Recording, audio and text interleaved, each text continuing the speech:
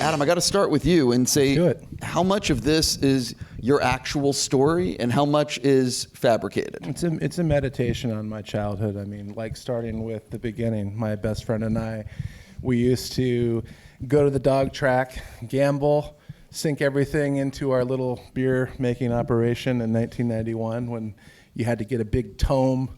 There was no internet, so you had to get a big tome to do the, to learn how to do it. So we brewed beer, and we ended up becoming the proprietors of the Snack Shack. So that's there's a lot spread throughout that, but having this really amazing summer in 1991 where we ran it, the first year was it was electric. We were making a lot of cash and blowing it on dumb shit and hiding a lot of it from our parents, I read that you had written note cards back when you were younger, and you wrote down the real stuff that happened to you, which is crazy. I wish I did that stuff. So the maturation period is really long on this, about 30.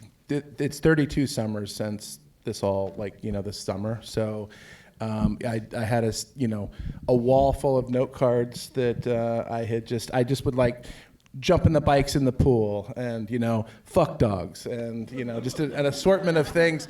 They were just up on the wall, and they were just these little bullet points that didn't have a narrative, stitched through them. So in the pandemic, after Dinner in America, I decided that this is the story that I wanted to do next. And so I put them all up on the wall, and I stared at them for months on end, and I started, weaving a narrative that was kind of this meditation on my childhood. And so there's a lot of fact, there's equal fiction, but it's just a lot of it resonates really deeply with me. And the fact that we could, the producers were allowed this to happen in Nebraska City, in my hometown, is the best part, because it also feels like an active character in it too. And I am so grateful for that, because as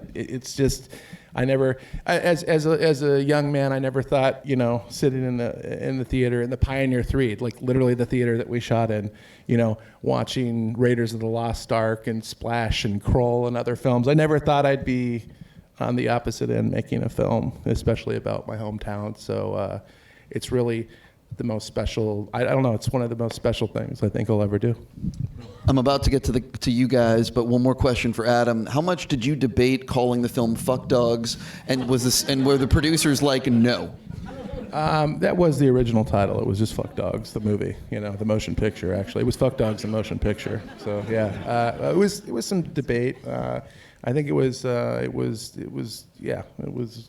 decided early on that we wouldn't go with that. I understand. This is for everyone, and I'm curious. A lot of people in this theater know how movies are made, and I love learning the random behind-the-scenes shit that you don't hear. So, what would surprise everyone to learn about the making of this film? I'll start. Thank you guys all for coming. Also, I think for me it was this was my first movie, my first lead in a movie.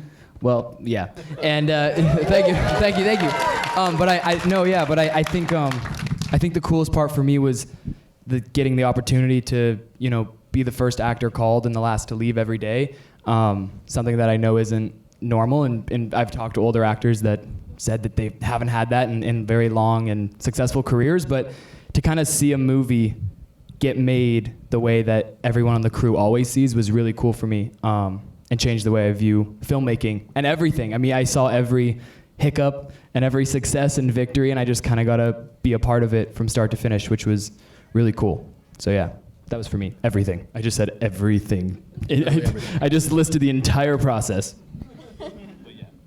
No, I think what was really special about this movie in particular, and getting to be a part of this movie in particular, was just how much it meant to Adam, and we had a lot of time to get close to Adam while we were shooting, and so it kind of became like not just telling this guy's story, it became like telling our friend's story, and that just made it so special and so fun. And like as we're shooting each scene, he's like, oh, like this is the story behind this, or we're hiding behind the screen in the theater, and Adam's like, I remember doing this when I was your age, or younger or whatever. And that is an experience that I've never had before, and I don't know if I'll have again. Like it's so special.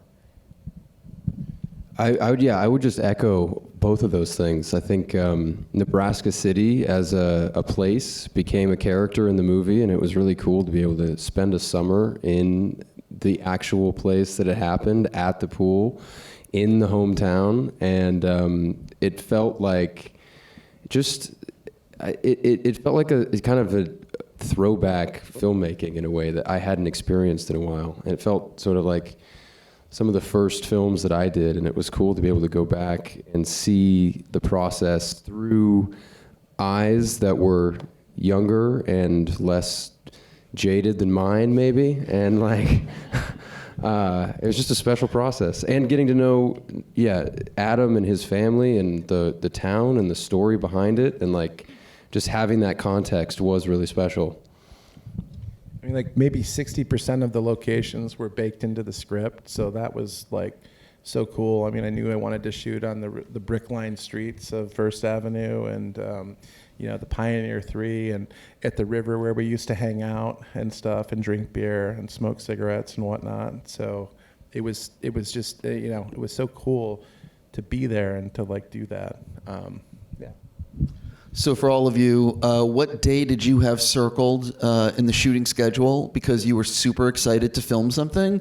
And what day was circled in terms of how the F are we going to film this? Let me start with that. We had 6 impossible days on this film, 6 days that were just impossible days that could kill you, virtually. And I think I made it through, we had one per week. We usually call those, fratter days, where it's like Friday, Saturday, hybrid combo, and you kind of wake up, you sleep all of Saturday, you wake up Sunday and do your laundry and, start it all over. But there were 6 days. The schedule was brutal, and there was, it was 6 impossible days. I think some of the night stuff towards the end, when we did the last thing that we did in the film was the sunken lot stuff, where they're like meeting the Bravo boys and getting the intel on the snack shack. And I swear we did that oneer, reverse tracking oneer. We must have done it 25 times. Everyone was losing their fucking minds. It was insane. It was just like you're watching everything fall apart, but we got it, We rallied, we got it. We went into like the coverage on the 2 shots and stuff back and forth, and I swear we must have done those 100 times too. Everyone was just losing it. I mean, when we had the rap party, like everybody else went and partied. I just went to where this fire pit was and sat. I just couldn't do it. Everyone was trying to lure me into there was some shenanigans going on in the forest and stuff, and they were like, you got to come to the tree adventure. We're all here. And I was just like, I cannot move. I'm done. I'm just done with the movie. I'm done with all of it, What about you guys? I think my mic might be off. That's okay. I can project. I think it was funny though, because Gabe and I were really looking forward to the night swim, the double date, and Yeah, that's what I was saying. That's what you were gonna say too? Yeah. Oh yeah. But what they don't tell you is that the pool decided to turn off the heaters about a couple weeks into filming when real summer kind of ended. So we're like, oh, night swim. It was so, my whole family's here, fucking cold. Not, and even when in the daytime, when the line is like, oh, this water's piss warm, we were like tapping out for stand-ins. Like I was shaking. Like it was terrible. But so fun. I'm like, let me complain more. But yeah. Let me echo that. Yeah, he was shaking in the pool. Him and Gabe were shaking in the pool. So the juxtaposition is they're freezing in the water, and we're baking in the sun. And I remember I went over to the edge, and I just said, like, keep it together. Everybody else wants to fucking be in there. Just keep it together, and like suck it up. So. Yes, which we did. Right? Yeah. Yeah, no, I thought, no, it's literally the same. It's not going to be interesting because it's the same story. But no, literally, I was like so excited to do those night swims. And I'm like, also like the concept of a night shoot when you're doing a film with people that you really enjoy being around, like it sounds like a lot of fun until you're actually doing it. And then it's like 3 a.m. and you're in an ice cold pool and you're like, oh, I would rather be maybe anywhere else. But yeah, so combo like best and worst day at work. I was excited for all the burnout stuff. I was really like looking forward to do the burnout in the truck for days in advance. And I was, yeah, we had a great stunt coordinator let me do it, so I was stoked. And then, yeah, just all the party stuff too. Like the poker scene was really fun. Kind of that whole night that goes from the sunken lot out to the poker field or poker game into the like drive-through when they're tossing burgers in the back. All that stuff was really fun. And the first day in the snack shack was huge, because Gabe and I got out there 2 weeks early, and we're kind of watching Frankie and the whole team, our set designer, like build this snack shack that they built. So watching that come together, the first day we shot in there, and it was full of candy and kids, real Nebraska kids running around. They were all the background. Yeah, that day was electric for sure. Conor, I think I have to ask you the most important question I've asked tonight and might ask. What is it like prepping to make out with yourself in a mirror? Well, that was one of the very few non-scripted moments of this movie. And Choice. yeah, that was my big Conor sprinkle on top of the movie. I don't know why. That's all I could think to say. Yeah, no, it wasn't prepared. They literally just put music on, and I thought people did that. No, but I'm so like same with the licking of the hand and like to check your breath. We don't do that. We don't do that. Okay. I definitely thought you guys do this though, the hand one, right? Everyone's done that in the back of the car, right? Terrific. Well, I'm glad I'm getting this out of the way right now. Yep. No one does this. How do you prep for that? This is not my Question for you. Here's a question for you. Being serious, it's a great scene, but something that really impressed me watching it is you have to do a lot of physical comedy in the movie. There's a scene where you're going down the stairs, and like, how much was that in the script? How much was it you figuring out, Adam, that he could do these things? So I watched Conor's like national debate humorous interpretation speech. He won the national competition. Woo, It's actually amazing. You guys should check it out. It's high school. Let me stop. It's absolutely. It reminded me of like Jim Carrey, like the physicality of it. Like he's that rubbery and like just springy, and I was just absolutely blown away with the physicality of what he was doing with his body. As far as like, Moose versus AJ, like it was fun for me to make him the really straight one of the duo and to have him like, pulled way back and reserved, because those moments of physicality are explosive and they're really funny on camera because he's so uptight for most of the movie. So it was just a blast to like, because I knew that he could do it. I knew he could do the falls and he could do those physical aspects of it. So it was just, it's amazing watching him do that stuff. I mean, the fall was like real, wasn't it? Yeah. Yeah, it was the one day I think our stunt guy wasn't on set. It was a oneer though. How would he do it? He wouldn't. He would just probably check if I'm okay, which would have still done it. But I do quick shout out my high school drama teachers here from San Jose, and so much of that physical comedy. In high school, I did multiple farces, which is a play like One Man, Two Governors, Noises Off, and this man taught me to fall down. Mr. Santana, so many stairs every single night that when this happened, easy, not my first time. So yeah.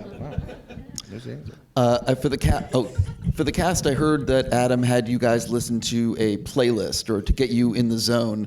So were there any songs that you hadn't heard that you're like, fuck, this is a really good song? My name? The Deep Purple song, I thought, but in the pool that is playing. Now you threw me off because you said the Urban Dance Squad. Oh, is it Urban Dance Squad? Yeah, Deeper Shade of Soul. Deeper Shade of Soul. Yeah, that I like that was one. One of my favorites. Yeah, I didn't know that around one. time period. Yeah. Well, the thing that I find, one of the things that this film does so well is it pulls you back to before like the Seattle sound hit, before the internet, before cell phones. It was like that last hurrah of innocence. I have a little way to phrase it that's really good. Sure. It's post Gulf War, pre-Nevermind. There you go, right there. Yeah, so it's before Seattle happened. It's before that whole scene happened. So people think, typically with the '90s, they're kind of thinking a little bit later. They're thinking grunge and they're thinking hip hop and those kind of things. And it really was kind of a period of like we were watching like Yo MTV Raps and also Headbangers Ball equally. And there was this weird crossover music in there that was happening. So we tried to keep the soundtrack. It wasn't just like everything going in 91 because we were listening to stuff in the 60s and 70s too, what we considered classic rock. I know now it includes like stuff from the 90s because I'm a fucking dinosaur, but it's for us at the time we were listening to like a lot of different music. This is a little bit of a generic question, but I'm going to throw it out at you guys. But for a role like this, how are you actually getting ready? Like, how early on before the first day of filming are you thinking about your character, thinking about the lines, how you want to do things, and how much, you know what I mean? Like, is it in those last week or two leading to that first day of filming? I was one of the later hires, I think. I came on, it was like a week and a half or something, 2 weeks, 3 weeks at the most before filming started. So I was just kind of like jumped in with both feet. But I think it felt really natural, to be honest, kind of going back to the place, the setting, like just being in the town that it happened. And with Adam being so generous with his memories and his sort of experiences, and it just created an atmosphere that felt really organic to kind of enter into. And there were certain parallels for me where just feeling like coming into this being the older guy, being the like dude who's had some more experience, it just sort of felt like a natural fit in some ways. Yeah. Be big brother, the big brother. Yeah. And you were for all summer. You were kind of like the shepherd, of this flock, if you will. Yeah. For better or for worse. I don't know. I don't know if I really have taught you guys anything at all, but it felt natural. It felt right. Yeah. No, I agree. It was really cool for me to work with someone that I had obviously looked up to for so long and didn't even know was going to be in the cast. It's true. I didn't even know. It really is. My mom and I watched Made. Didn't even know it was you till a week into shooting with you. I was like, "What the fuck? You were the fucking guy?" Yeah. Like I was like, "You were the guy." He was scared of you. He said, "I was scared of Nick. I'm scared." I did not say that. He said that he was scary and Made, and that it scared you a little. Yeah, it's terrifying. But yeah, no, I agree with all that. It was very true. It all felt very real. Everything on our off days, we did the same shit. Like Saturday, we were at the pool, 5-minute walk. We swam together. We hung out together. We did everything together. We stayed in the lead lodge, and it's we have breakfast in the same area where just people come to your table, they sit. It was like summer camp. It really was, and that was, we had a 2-week period. I had with everyone except Nick, but like a 2-week period where we were just hanging out and stuff. And, we're not sitting around going through the script and doing stuff like that. We're hanging out with each other and we're telling stories and we're walking around and we're going in the alleyways and all the nooks and crannies of Nebraska City, and they're just sponging and feeling the town and feeling the people. And like, they showed up and I already had a job for him, and I showed up and they were working in the Real Snack Shack for a couple hours each day for like the first week or so, and they were meeting the lifeguards and they were going on little dates, driving around with the lifeguards and stuff and hanging out, and it was just it was like they were just sponging off the town and feeling the vibe. And that was the hugest part for Gabe and I. The second we landed in Nebraska and recognized all the storefronts from the script and knew all the streets and everything from our prep. The energy that we had in that kind of immediate best friend dynamic that we just got to fuck around for 2 weeks doing nothing, which is Nebraska. Like, that's basically what this movie was built out of, having nothing to do and making shit up. So yeah, we just had that energy carried us through shooting for sure, and it was huge. Those 2 weeks were awesome. No, I mean, I guess I just remembered that we did actually, you and me and Conor and Gabe spent like maybe one day when that woman came in to the meeting room, and we spent one. You get out. You get out of here. Yeah. We got kicked out. They were having some other they were having some convention there. They didn't like us, but you did like open the room for like a day or two to like discuss the script and like discuss what was going on and make sure that we didn't have any like glaring confusions or questions or anything. And then from there, I feel like you really trusted us, which was absolutely very cool. So I'm fascinated by the editing process because, it's where it all comes together. So who gave you the best, which of your friends and family or a test screening, whatever, gave you like a note that you're like, oh shit, we need to fix this, or like, you know what I mean? Like something that might have happened in the editing room. Honestly, the first time we screened the film, it might be my favorite screening I've ever had of something. It was just 10 producers, and they came, and we sat in the screening room at T Street, and we watched the rough cut together, and there were a lot of tears, and there was a lot of silence, and got a big hug from each of the producers, and they were like, just keep doing what you're doing. So it was kind of the opposite of that, and there was a lot of trust off of the rough cut. My editor's here, Justin Crone, and we worked really hard, and we had a plan. My production designer and my DP are both here, and we had a really solid plan. We mapped it out exactly what we wanted to do shot for shot, and we executed that. And then it just became attrition at that point.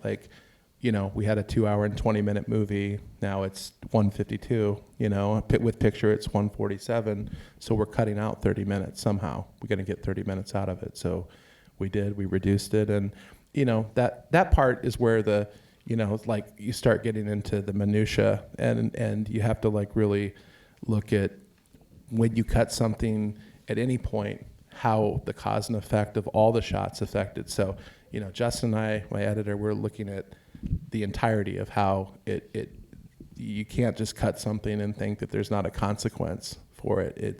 It's all cause and effect as you go. So if you shorten something in the end, then it affects the beginning. So I had a really enjoyable post process on this. For people that don't realize, that's not the norm. No, it's not the norm, but if you plan it out the way you want to do it and you execute it that way, it makes it significantly easier. And it's doing the work, doing that work and being really dedicated to craft. And that's how you make things work. For each of you guys, when you think back on the shoot, what's like the day or the scene or the thing you're really going to remember, like that it comes to you at first, and it's the thing that sticks with you about the shoot? This is horrible that this comes to mind first, but I just have to say it. I'm sorry, buddy. It's a you thing. Okay. So it was what, day 3 we shot the shit where he has to sneeze. Oh, shit. I know. But he took these napkins and he just twisted them up in the strangest way I've ever seen. These things were really long, and they were pointy, and they were paper based, and he would between takes shove it up his nose as far as he could. I mean, brain tickling way up his nose, and then he'd have this reaction, and he would say, okay, I'm ready. And then it was just watching him do that, and then watching Mika, because she had real loads. She had 36 shot loads in that Minolta, and she just kept taking the snaps, and so she's got 2 rolls of him in these awkward faces. It's just beautiful, but it's just I can't think about I always my mind just goes to what is Conor doing? Why is he shoving that shit up his nose like that? And he's just this is how you sneeze. This is how you do it. This is how I make myself sneeze. Well, and then the tissue at a point became less effective. And so he's allergic to a lot of stuff. And so he was plucking like the long blades of grass that he could find and like shoving them up his nose. And this was my first day of work, and this was the first scene that I was shooting, my first time working with this kid, and I was like, seriously? Like this is the next 8 weeks of my life. You looked at me and you were just like, are we really doing this all summer? Like we're doing this? My mic is off. This is crazy. I know. No, it's true, but guys, it's because that was the scene that I did for my self-tape that like got me the part, and that's what I did in the self-tape so I could authentically sneeze. And pressure was on when the day was ending, and I couldn't get a real sneeze, and he's like, just fake it. And I'm like, no, I can do it. And so then that's when I moved to Blades of Grass. But yeah, it was brutal. My nose was like actually bleeding, truly. It was a bummer. You were irritated. And I think every single one in there is fake. Not a single like authentic sneeze. All of that. Anyway.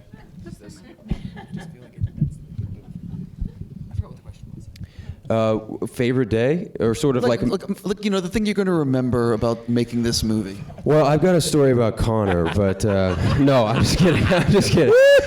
No, we just did that to tell a really fucked up story about you, that's all. There were so many. I mean, it's sort of like every day felt like a unique sort of.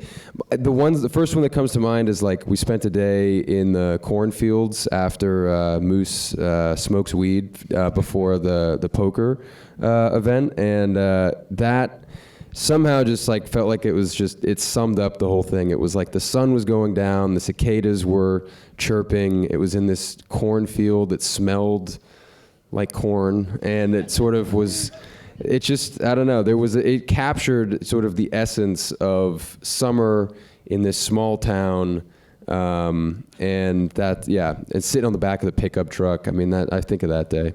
I concur. The otother stuff was just about Conor because he's here and we can do this. You know? No, I also definitely remember the grass day too, for sure. That was for. Oh, I guess I did. I only defended myself. Yeah, I think it was a lot of the montage stuff was really fun because it was really just a continuation of what we did in the weekends and our off time. Scene 92, Jordan. Are you panicked? Are you panicked about scene 92? Oh yeah, he's. Was it continuity? That's editor Jordan. He was just so worried about that. That was the montage. Oh. Shooting in Arbor Lodge State Park at night that's where we lured the cops always. When we were kids, we would like throw rocks at cars and stuff, and or throw them at cop cars and get them all riled up and have them chase us through Arbor Lodge. That was a lot of fun. That's what we did for fun, you know. Nebraska. Yeah. But yeah, that was it. It's just like specifically the one in the back of the truck when we're like celebrating and getting to throw fries. I mean, when do you get to stand in the back of a truck going, well, I don't even know, 30, maybe 20 that felt like 50, and like just throwing food. I mean, we just kept shooting that. So much more than what made it was shot, and it was all just the burger was being thrown, and that only happened once. I'm glad it made it in, and yeah, it was just fun. Gabe and I were just having a blast, honestly. Like all of those things, just fucking around, fricking around. Mika, did you want to add anything? My bit was about the grass, but mostly.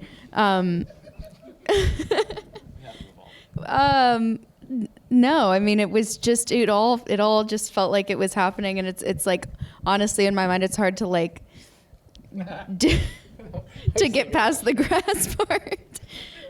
Talk about the night he went back with his costume missing. Oh yeah. It was like it was like maybe the last day of shooting, or like the second to last day. And it's like 2 p.m. because we're doing night shoots, and Conor's waking up and he's calling me and he's like, dude, do you have my car keys? And I'm like, no. And he had taken was it your shoes? He had taken his shoes home with him and put them in the trunk of his car, I don't know, and locked himself out of his car, then couldn't find his keys. So then it was like this big panic with all the producers and like Hannah, our costume designer, like to figure out what we were gonna do about this like thing that was happening. And I remember Charles was there in the parking lot when it happened, and he had just gotten off of work, and Conor's like tearing through all of his like bags of stuff in the parking lot, and he's like this isn't even my story, I wasn't even there for this, I just And Charles is like, what's going on? And Connor's like, I can't find my keys. And Charles was just like, I'm off the clock. And then went home. Until bright and early the next morning, my phone is blowing up. Did you get the shoes? Did you get the shoes? We're shooting in 2 hours. And then everyone, then they broke into the car. I think they Jimmy rigged it. They had to go in the window. And what did they find in the front seat of your car? Jesus Christ. Yeah, do it. Do it. No, it's you. You got to hold them. I was working long days, and I would go to Taco Bell every once in a while, and I wouldn't. I don't know. A lot of rappers. Okay, like, He's a rapper hoarder. it was a one-person car, and that was a space. So you're trying to say in Nebraska City, there's a lot of Taco Bell. It was a big thing there. There's not much, and that was theirs. No, it was big. and Walmart. That was huge. Taco Bell and Walmart. I read. We're near the end of the Q&A, but I read. Are you familiar that Conor had a nickname for you? For me? Yeah. Did I? What was it actually? I'm not sure. I don't. I did a little. I read about it. It says Nick One Take Robinson. Adam's nickname. Wow. One Take Robinson. Wow. I'll take it. We definitely did a lot more than he's one solid. take for. Yeah, Nick's a pro. He's been doing this a They would while. always be down. They would always do Nick's coverage last. Like, I don't know why. Maybe because they knew he could pull it off, and they were worried about us, so they wanted to use the takes when they could. But I remember there was a couple times when it would be his shot, and time would be running out, and Gabe and I'd be like, "Oh no! Like it took us so many." And then Adam would roll, and the first one he'd be like, "Well, there we go." Like that was it. That was gold. And then Gabe and I would be like, "What the fuck? What the fuck is this guy doing?" Nuance master. That's why. It was cool. It was very cool to see. It was very cool to see. Yeah, I do remember the barbecue sequence. The sun was going down, and we were doing it in a oneer, and It rained. and it rained. It like pushed everything. It rained, and we had a 3-hour rain delay because of lightning strikes near. And every time lightning strikes, you gotta wait a half hour or so or more. Yeah, and the lightning strikes. Yeah, that's right. And so so we were like down to the wire. The sun, the last ray of sun was like coming down over the field, and we had time for one more shot. We were able to get it done, but I mean, it's part of the fun too. The take in the film is the last take that we did on that day of it. It was the last possible moment for that oneer, and we got it. Guess I live up to my name. What can I say? One take. Well, one of the things about this is like you guys are clearly making this movie on a budget, and so you obviously had to film multiple scenes probably on the same day with different emotional beats. This is your first movie. So what exactly is it like, when, you know what I mean? The first film, trying to deliver different, what was this experience like for you? And what was it like for everyone when you run and gun a little bit on something like this? Yeah, I think it was, one, it was very cool, but it really felt like it sounds so actory, but like it really was like a flow state. Like I really felt like as we were shooting, like everyone was like, including the crew. Adam worked with the same crew on his last movie, so everyone, sound, costumes, everything was like a family. And for me, what was really important was that from day one, including the town as being, like Nick said, a character, I just felt very safe. Like I really felt so far from LA, so far from the noise and the bullshit of life outside of a tiny town in the Midwest. And that was really huge for me and really just powerful. It was amazing. And Gabe and I, we just trust each other so much that I didn't feel like I could fuck it up if I tried because it was just happening. So it was really cool. Big thing for me is personnel. Like like you said, it's a family affair. So it's having, if you want to shave time and do that, it's a crew that's adept enough to do it. And so production designer Francesca, DP Jean-Philippe Bernier, like it really helped. Like costumers off the last one, so sound, Danny McCoy, like these are people that all know how to work with time constraints. And so, that's how you accelerate like through things by hiring correctly for the job. And everybody that I just named, like we're making this film with love. It is a family affair, and that's just so important when you're working and you're doing an independent film and you don't have a lot of time. That's the way to get what you want. I really want to say to all of you guys, congratulations, sincerely. And this is to the audience. please make sure you validate when you're leaving before you leave, because you'll get fucked otherwise. You will save a lot of money. Number 2, if you enjoyed the movie and you're on social media, please spread the word. Do it. Very important. March 15th in theaters. Fuck dogs! And number 3, in the lobby right now, there are going to be... Fuck dogs! Get your fuck dogs! On that note, everyone have a great night, and thank you for being at the world premiere. All right, thank you. Thank you.